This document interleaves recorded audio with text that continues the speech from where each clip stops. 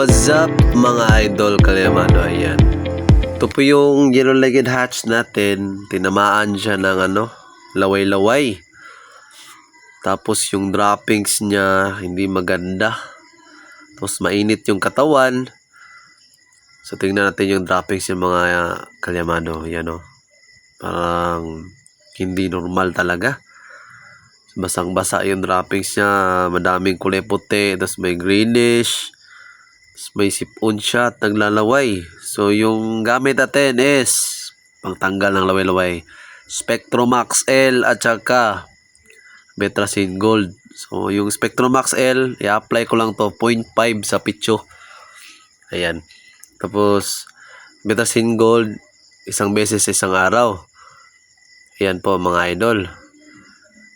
Ito po yung tested ko na po ito sa aking mga manok pag tinatamaan. Ito na naman, day 2. Medyo okay na siya. So, bibigyan natin na siya ng Betracin Gold. At hindi na natin bibigyan ng Spectromax L. Kasi parang active na siya mga idol. Ito po. Betracin Gold muna natin ibibigay sa kanya. Ito natin. Medyo naka-recover na siya. Tingnan yung mga ipot niya. Oh. Mainit kasi yung katawan nito kahapon. Naglalaway. So bigyan natin ng patuka ngayon. Ito lang. Bigyan natin ng patuka. Kung tignan natin yung kondisyon niya, kung magana ng kumain or hindi. Ito. Day 2 ngayon idol ha. Bigyan natin kahapon ng ng Spectromax L at saka Betracin Gold.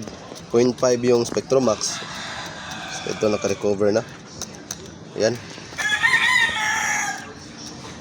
Kahapon idol yung right eye niya pumikit. Saka naglalaway. So effective talaga idol. Oh. Ito yung ginawa natin dati din sa ating broodcock. Bigyan natin ng Spectromax L at saka Betracin Gold capsule. Ayan. Kalyamado, day 3 na. So ikinorder natin mga kalyamado para makatuka na siya ng damo at saka mga maliliit na bato. Ayan, try natin pakainin. Ayan na. Nagre-recover na siya mga kalyamado. Day 3 na ngayon. So effective talaga yung Spectromax L at saka Betracin Gold.